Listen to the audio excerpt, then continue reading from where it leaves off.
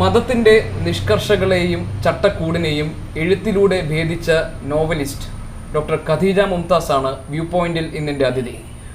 ഒരു ഭാഗത്ത് വർഗീയ ഫാഷിസ്റ്റ് പ്രത്യയശാസ്ത്രം ഉയർത്തുന്ന രാഷ്ട്രീയ വെല്ലുവിളികളും മറുഭാഗത്ത് ഇസ്ലാമിക സ്വത്വ സംവാദങ്ങളുടെ പരിസരത്ത് ഉണ്ടാകുന്ന സജീവതയും നിലനിൽക്കുന്ന സാഹചര്യത്തിൽ മുസ്ലിം സ്ത്രീയുടെ സ്വാതന്ത്ര്യ സങ്കല്പം എന്താണ്? ഏത് നിലയ്ക്കാണ് കേരളീയ സമൂഹത്തിൽ മാറ്റങ്ങൾ ഉണ്ടാകുന്നത്? ഡോക്ടർ ഖദീജ മുംതാസ് ഈ വിഷയങ്ങളിൽ അവരുടെ നിലപാട് വ്യക്തമാക്കുമെന്ന് ഞാൻ കരുതുന്നു. Madam, very warm welcome to the programme. സാധാരണ നിലയിൽ ഒരു സമൂഹത്തിൻ്റെയോ സമുദായത്തിൻ്റെയോ വ്യക്തികളുടെയോ ഒക്കെ പുരോഗതി അളക്കാനുള്ള ഒരു മാനദണ്ഡം സാമൂഹികമായ പുരോഗതി, സാമ്പത്തികമായ സ്വയാശ്രയത്വം, വിദ്യാഭ്യാസം, ഈ 3 മാനദണ്ഡങ്ങളിലാണ്. അങ്ങനെ നോക്കുമ്പോൾ കഴിഞ്ഞ ഒരു 2 പതിറ്റാണ്ടിൻ്റെ കേരളത്തിലെ ചരിത്രം എടുത്ത് പരിശോധിച്ചാൽ മുസ്ലിം സമുദായത്തിനകത്ത് സാമൂഹികമായും വിദ്യാഭ്യാസപരമായും സാമ്പത്തികമായും വലിയ ഉയർച്ച പ്രകടമായി തന്നെ നമ്മുടെ മുന്നിലുണ്ട്. അതിനാനുപാതികമായ ഒരു സ്വാതന്ത്ര്യം ഇസ്ലാം മതത്തിനകത്ത് മുസ്ലിം സ്ത്രീകൾക്ക് ഉണ്ടായിട്ടുണ്ടോ? സ്വാതന്ത്ര്യത്തെ അളക്കുന്ന മാനദണ്ഡം എന്താണെന്നുള്ളതനുസരിച്ചിരിക്കും അത്. ഇപ്പോൾ നമ്മളിപ്പോൾ പറഞ്ഞു, വിദ്യാഭ്യാസം നേടുന്നുണ്ട്, ഉദ്യോഗങ്ങളിൽ സ്ത്രീകൾ ധാരാളമായിട്ട് ഉണ്ടാകുന്നുണ്ട്, കാർ ഓടിക്കുന്നുണ്ട്, പിന്നെ ഹസ്ബൻഡ്സ് ഗൾഫിലാണെങ്കിൽ സ്ത്രീകൾ എല്ലാ കാര്യങ്ങളും നോക്കി നടത്തുന്നുണ്ട്. ആ ഒരു രീതിയിൽ വെച്ച് നോക്കുകയാണെങ്കിൽ സ്ത്രീ ശക്തയായിട്ടുണ്ട് എന്ന് നമുക്ക് പറയാം. പക്ഷെ മാനസികമായിട്ട് പൂർണ്ണമായിട്ടും ആ ഒരു വിദ്യാഭ്യാസത്തിനനുസരിച്ചുള്ളൊരു സ്വാതന്ത്ര്യം സ്ത്രീക്കുണ്ടെന്ന് ഞാൻ വിചാരിക്കുന്നില്ല. ഒരു ക്ലോസ്ഡ് കമ്മ്യൂണിറ്റിയിലേക്ക് ഒതുങ്ങുന്ന ഒരു പൊതു പ്രവണത കേരളീയ മുസ്ലിങ്ങൾക്കിടയിൽ കൂടുതലായിട്ട് വരുന്നതായിട്ട് എനിക്ക് തോന്നിയിട്ടുണ്ട്. ആരാണ് അതിന് ഉത്തരവാദി? എന്താണ് അതിനുള്ള തടസ്സങ്ങൾ? ഉത്തരവാദി ആരാണെന്ന് ചോദിച്ചു കഴിഞ്ഞാൽ ഒരുപക്ഷെ ആ ഒരു പുരുഷാധിപത്യ ഒരു സമൂഹത്തിലുള്ള അല്ലെങ്കിൽ ആ സമുദായത്തിലുള്ള ഒരു പുരുഷാധിപത്യ, അതിൻ്റെ ഒരു ആധിപത്യ വ്യവസ്ഥ തന്നെ ആയിരിക്കാം കൂടുതൽ സ്ത്രീകളെ ഒരു കമ്മ്യൂണിറ്റിയിൽ ഒതുങ്ങി നിൽക്കാനും ഒക്കെ കൂടുതൽ നിർബന്ധിക്കുന്നത് ആ ഒരു വ്യവസ്ഥയുടെ ഒരു സ്വാധീനം തന്നെയായിരിക്കാമെന്ന് ഞാൻ വിചാരിക്കുന്നു.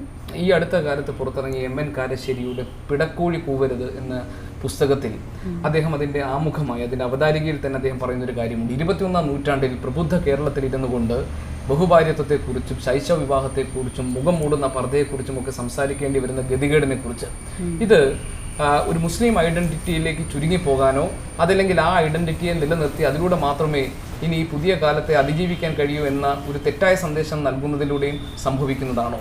യഥാർത്ഥത്തിൽ മുസ്ലിം സമുദായത്തിന് പൊതുസമൂഹവുമായി ഇടപഴകുന്നതിലും സ്വതന്ത്രമായ ആശയവിനിമയം നടത്തുന്നതിലും തടസ്സമായി നിൽക്കുന്ന ഘടകങ്ങൾ ഉണ്ടോ നമ്മുടെ പരിസരത്ത്?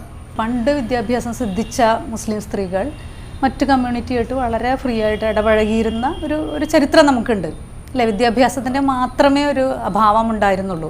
പക്ഷെ പുതിയ കാലത്ത് അതിന് എന്താണ് കാരണം എന്ന് ചോദിച്ചാൽ ആഗോളതലത്തിൽ തന്നെ നടക്കുന്ന ഒരു സ്വത്വ ബോധം, അതിൻ്റെ ഒരു ഇൻഫ്ലുവൻസ് ഇവിടെയും ഉണ്ടാകുന്നുണ്ട്. ആഗോളതലത്തിൽ തന്നെ ഉണ്ടല്ലോ, ആഗോള മുസ്ലിം എന്നുള്ള രീതിയിലാണെന്ന്. ഞാൻ കുറച്ചുകൂടി സ്പെസിഫിക് ആയിട്ട് വരും. പല രാജ്യങ്ങളിലും ഈ പറയുന്ന ഒരു ലിബറൽ ആറ്റിറ്റ്യൂഡ്, ഇപ്പോൾ ഇസ്ലാം വളരെ ശക്തമായി നിൽക്കുന്ന രാജ്യങ്ങളിൽ പോലും, ആ മതം വളരെ ശക്തമായി നിൽക്കുന്ന രാജ്യങ്ങളിൽ പോലും സ്ത്രീകൾക്ക് കുറെ കൂടി സ്വാതന്ത്ര്യം അനുഭവിക്കാൻ കഴിയുന്ന ഒരു സാമൂഹ്യ സാഹചര്യങ്ങൾ ഉണ്ടാകുന്നുണ്ട്. കേരളത്തെ സംബന്ധിച്ച് ഇത് മതമുണ്ടാക്കുന്ന ചട്ടക്കൂടാണോ, മതത്തിന്റെ വ്യാഖ്യാതാക്കൾ ഉണ്ടാക്കുന്ന ചട്ടക്കൂടാണോ, അതോ സ്വയം തിരഞ്ഞെടുത്ത സ്വാതന്ത്ര്യമാണോ ഇപ്പോൾ പർദ്ദയിടുന്ന മുസ്ലിം സ്ത്രീ ഉദാഹരണത്തിന്?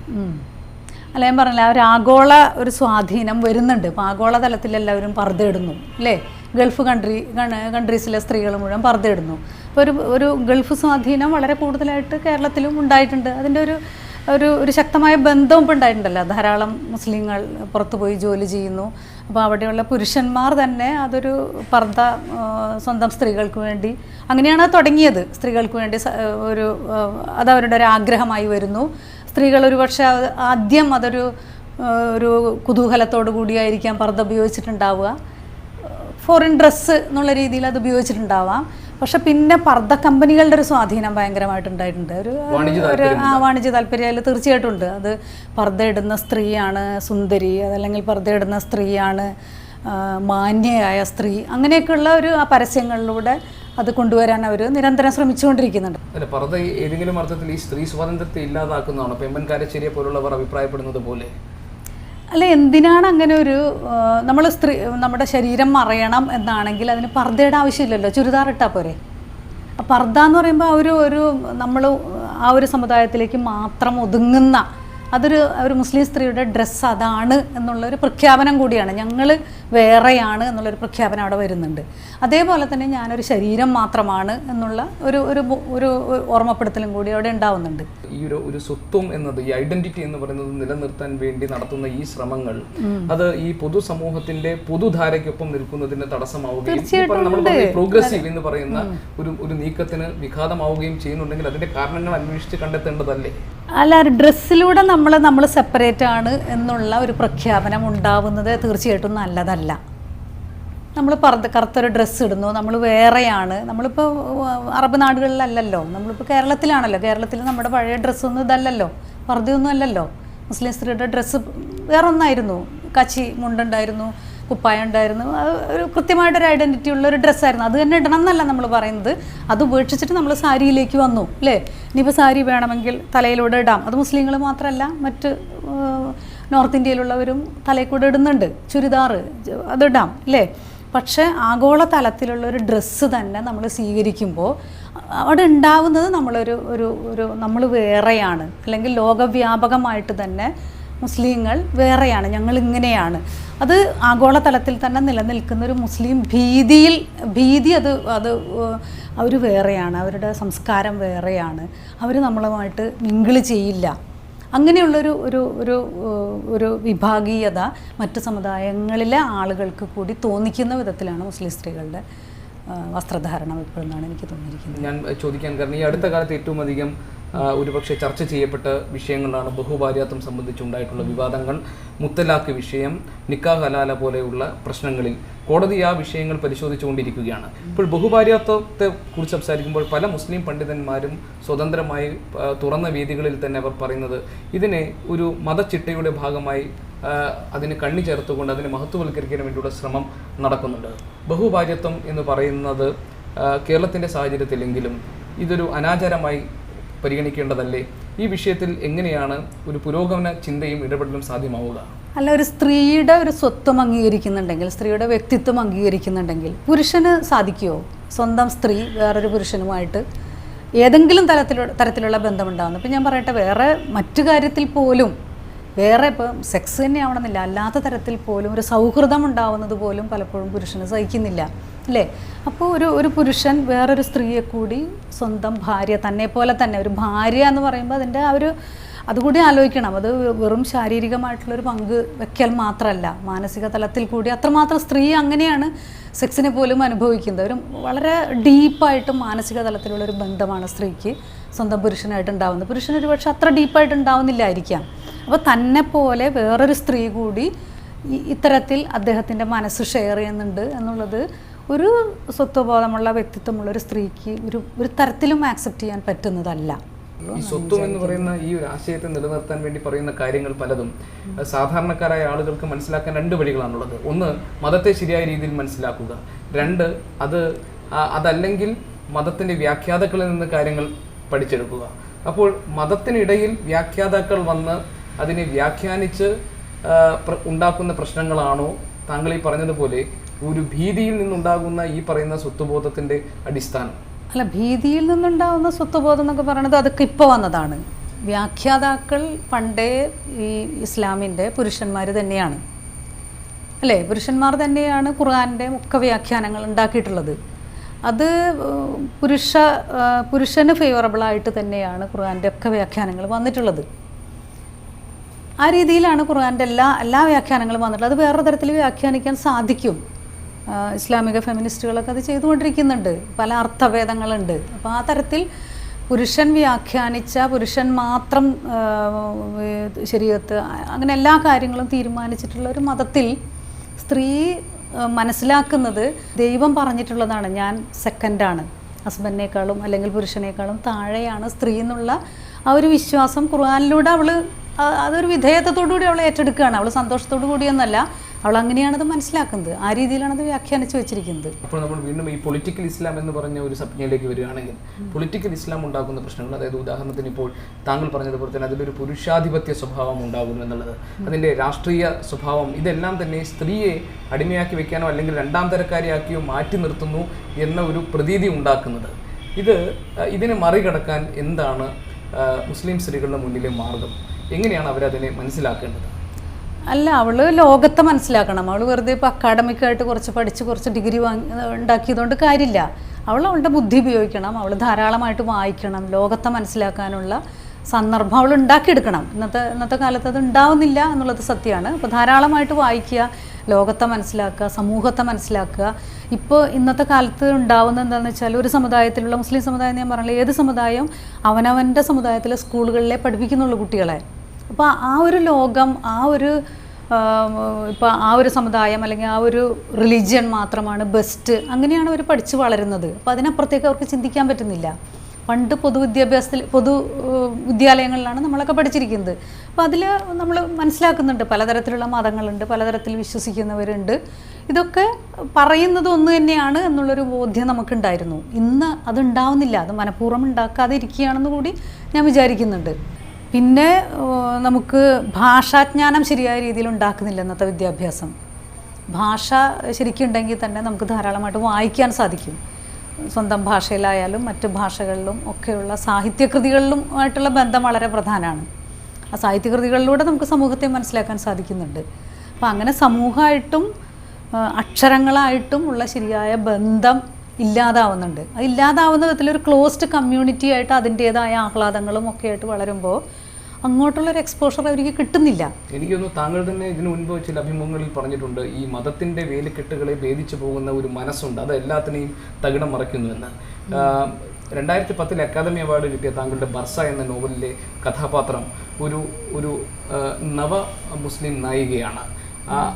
ആ നായികയുടെ പ്രത്യേകത അല്ലെങ്കിൽ കഥാപാത്രത്തിൻ്റെ പ്രത്യേകത തന്നെ വളരെ നിഷ്കളങ്കമായി എല്ലാത്തിനെയും ചോദ്യം ചെയ്യാനുള്ളൊരു ആർജവും മനസ്സും ഉണ്ട് എന്നുള്ളതാണ്. ഇത് ഡോക്ടർ ഖദീജ മുംതാസിൻ്റെ മനസ്സാണോ? തീർച്ചയായിട്ടും ആണ്. തീർച്ചയായിട്ടും സബിതയുടെ മനസ്സ് എൻ്റെ മനസ്സ് തന്നെയാണ്. ചോദ്യങ്ങൾ ചോദിക്കാനുള്ള സ്വാതന്ത്ര്യം ഞാൻ നിലനിർത്തിയിട്ടുണ്ട്, ചെറുപ്പം മുതലേ നിലനിർത്തിയിട്ടുണ്ട്. ഞാൻ ഒരു പ്രശ്നക്കാരിയായിരുന്നു എന്ന് വേണമെങ്കിൽ പറയാം. എന്നെ പ്രശ്നം എന്ന് വിളിക്കാറുണ്ട് എൻ്റെ ഉമ്മ. എല്ലാ കാര്യങ്ങളിലും ഞാൻ ചോദ്യങ്ങൾ ചോദിച്ചുകൊണ്ടിരിക്കാറുണ്ട്. 9 മക്കളുണ്ടായിരുന്നു.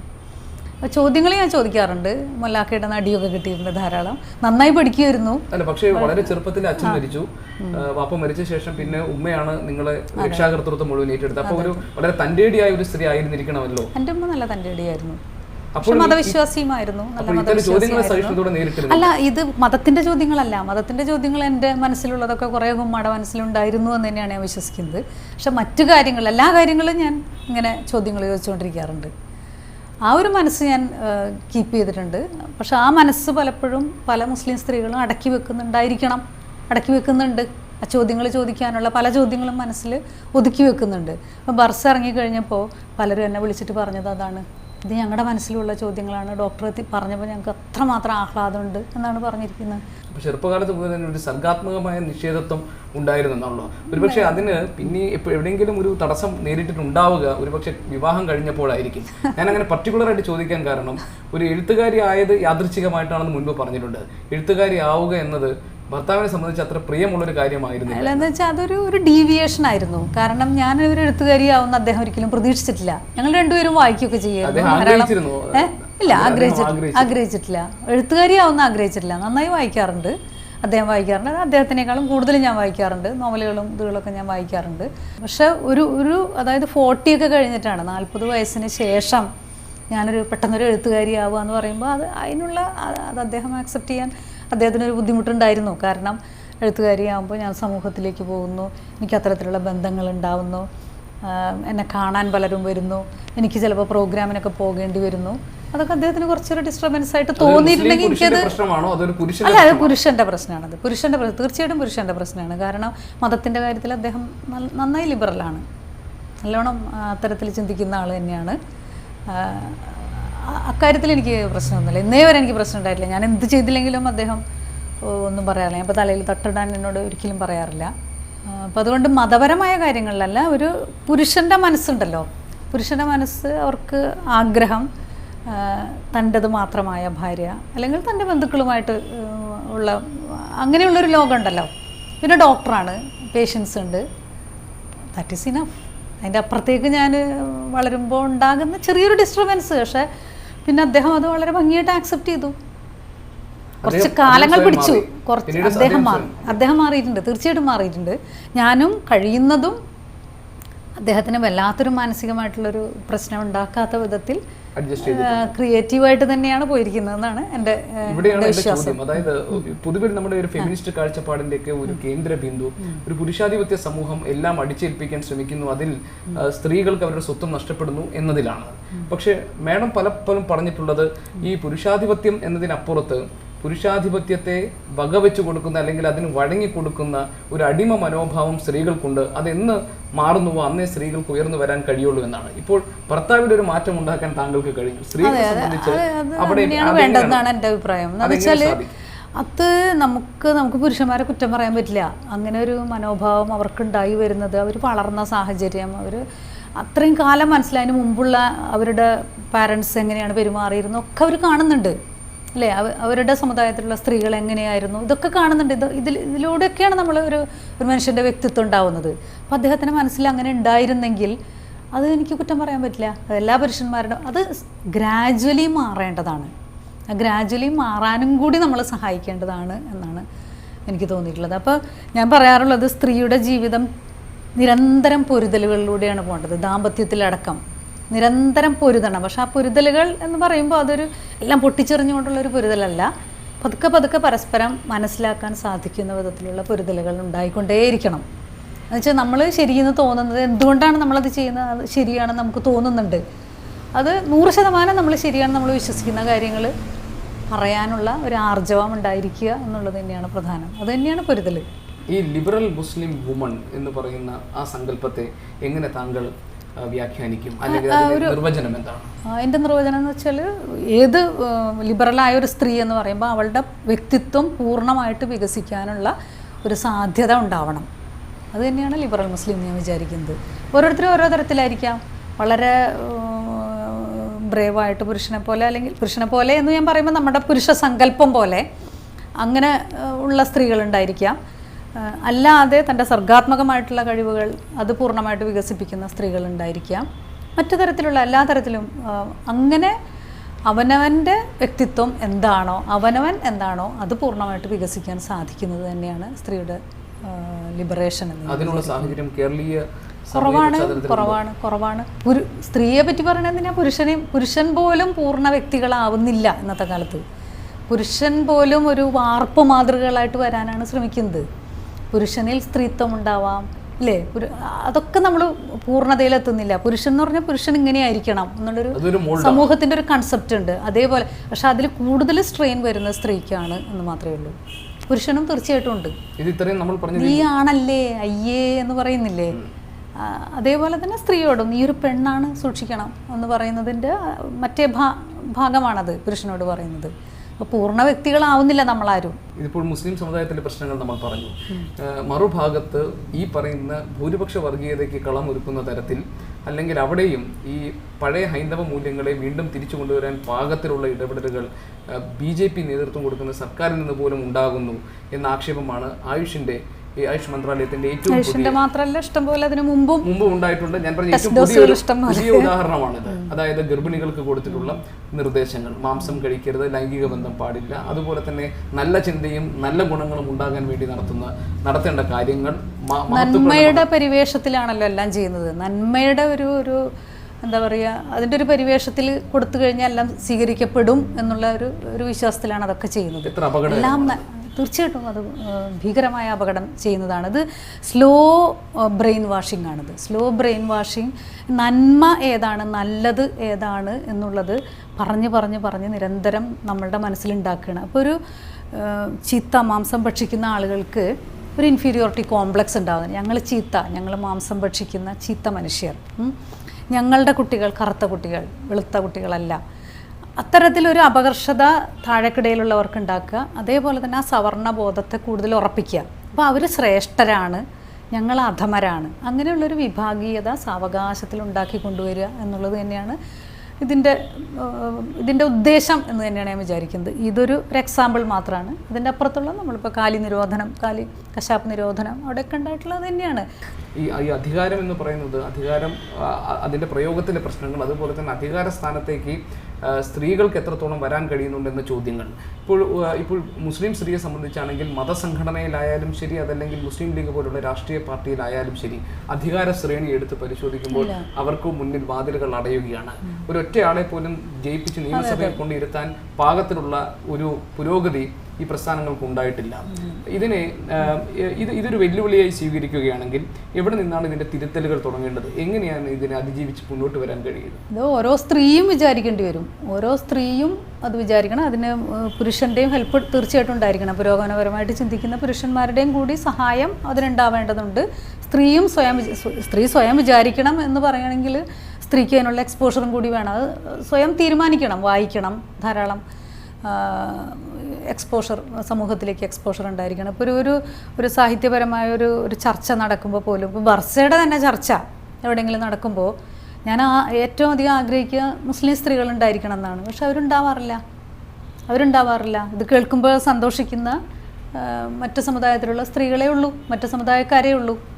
സ്വന്തം സമുദായത്തിലെ ആളുകൾ വരുന്നില്ല, ഈ മുസ്ലിം സ്ത്രീകൾ വരുന്നില്ല. വന്നാലല്ലേ അവർക്ക് ആ രീതിയിൽ ചിന്തിക്കാൻ പറ്റുള്ളൂ. പിന്നെ വായിക്കുന്ന കുറച്ച് പേരുണ്ട്, അവർ രഹസ്യമായിട്ട് നമ്മളെ വിളിക്കുകയും സംവദിക്കുകയും ഒക്കെ ചെയ്യുന്നുണ്ട്. അവർക്കും പരസ്യമായ രംഗത്ത് വരാൻ പറ്റുന്നില്ല. എന്നാലും കുറച്ചൊക്കെ ഇപ്പോൾ മാറി വരുന്നുണ്ട് എന്ന് എനിക്ക് തോന്നുന്നു. കുറച്ച് വ്യത്യാസം പുതിയ ജനറേഷനിലെങ്കിലും ഉണ്ടാവുന്നുണ്ട്. പിന്നെ ഒരു വലിയൊരു പ്രശ്നം എന്താണെന്ന് വെച്ചാൽ, പുതിയ ജനറേഷനിൽ അവർ മതത്തെ തന്നെ വേണ്ടാന്ന് പറഞ്ഞുകൊണ്ട് തന്നെയാണ് അവർ വരുന്നത്. അവർ തികഞ്ഞ എന്താ പറയുക, പോരാളികളായിട്ട് തന്നെ വരുന്ന കുറേ കുട്ടികളുണ്ട്. അപ്പോൾ അത് എനിക്കിപ്പോൾ എൻ്റെ അഭിപ്രായത്തിൽ ഒരു ആത്മീയതയ്ക്ക് മതം ആവശ്യമൊന്നുമില്ല എന്ന് തന്നെ വിശ്വസിക്കുന്ന ആളാണ് ഞാൻ. ഇപ്പോൾ മുസ്ലിം ആയി ജനിച്ചത് കൊണ്ട് മുസ്ലിം റിച്വൽസ് അതൊക്കെ ഞാൻ എല്ലാം ചെയ്യുന്നതെന്നല്ല, അത് കുറേയൊക്കെ നമ്മൾ ചെയ്യുന്നുണ്ട്. പക്ഷെ എങ്കിൽ പോലും ഒരു ആത്മീയതയ്ക്കൊരു മതമൊന്നും അത്യാവശ്യമുണ്ടെന്ന് ഞാൻ വിചാരിക്കുന്നില്ല. ഈ ഹിന്ദു സമുദായമായാലും ക്രിസ്ത്യൻ സമുദായമായാലും ഒക്കെ മതത്തിൻ്റെ അനാചാരങ്ങൾക്കും മതത്തിൻ്റെ ഈ പറയുന്ന തടസ്സങ്ങൾക്കും, മതം ഉണ്ടാക്കുന്ന തടസ്സങ്ങൾക്കുമൊക്കെ അതിനെതിരെ ശബ്ദിക്കാനും സാഹിത്യത്തിലൂടെ ആയാലും സാമൂഹിക രംഗത്തായാലും ഒക്കെ മുന്നോട്ട് വരുന്ന ഒരുപാട് സ്ത്രീകളെ കാണാൻ കഴിയുന്നുണ്ട്. താരതമ്യേന കുറവാണ് മുസ്ലിം സമുദായത്തിൽ. അവരോട് മുന്നോട്ട് വരാൻ വേണ്ടി എന്താണ് താങ്കളെ പോലുള്ളവർക്ക് പറയാനുള്ളത്? അവനവനാകാൻ ശ്രമിക്കുക, അത്ര തന്നെ എനിക്ക് പറയാനുള്ളൂ. ധാരാളം വായിക്കുക, അവനവനാവാൻ ശ്രമിക്കുക. എന്താണ് നമ്മൾ വിശ്വസിക്കുന്നത് അത് വളരെ കോൺഫിഡൻ്റായിട്ട് പറയാനുള്ള, അതിൽ ഉറച്ചു നിൽക്കാനുള്ള ഒരു ആർജവം ഉണ്ടാവുക. ഇപ്പം ഭർത്താവ് പറയുന്നത് തെറ്റാണെങ്കിൽ പോലും ഞാൻ അനുസരിച്ചേ മതിയാവൂ എന്നുള്ളൊരു ബോധം അത് ഒഴിവാക്കുക. ശരിയാണെങ്കിൽ കണ്ണിൽ നോക്കി പറയാനുള്ള ഒരു ധൈര്യം ഉണ്ടാക്കിയെടുക്കുക.